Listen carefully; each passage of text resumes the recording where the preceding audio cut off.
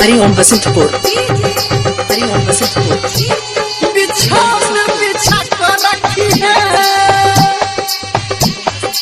माँ Gayatri recording studio.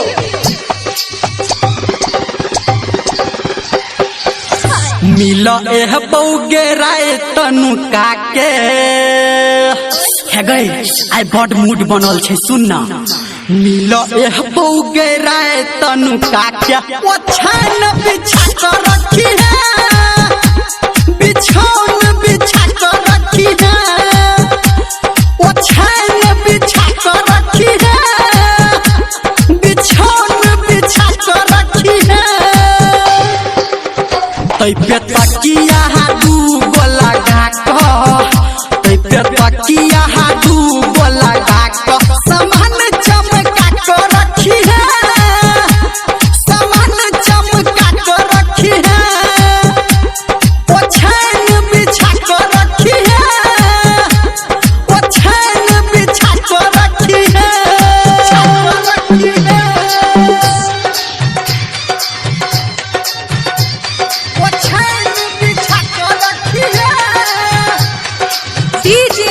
हरिओम बसंतपुर, हरिओम बसंतपुर। ठोर में ठोरंगा आँख में काजर लगा को, काजर लगा को, ठोर में ठोरंगा आँख में काजर लगा को, देखी है तू रास्ता हमर डिबिया बुता को। घड़ी में टाइम जखने बजतो गे बाहर, लगबो हम तोहर लहंगा लसार।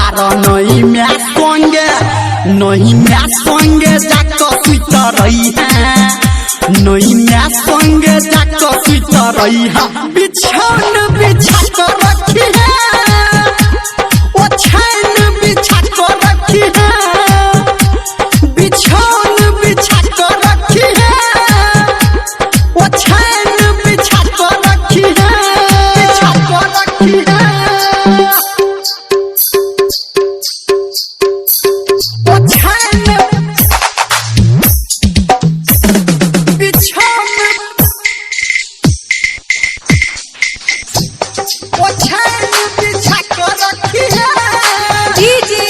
हरिओम बसंतपुर, हरिओम बसंतपुर।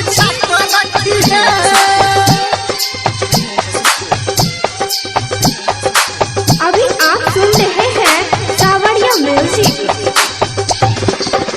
हे गई ओम प्रकाश के रखी है तू मन गई, रखी है तू मन गई। धर्मेंद्र निर्मलिया के रखी है तू मन गई, काल से करी है तू लाज शरम गे।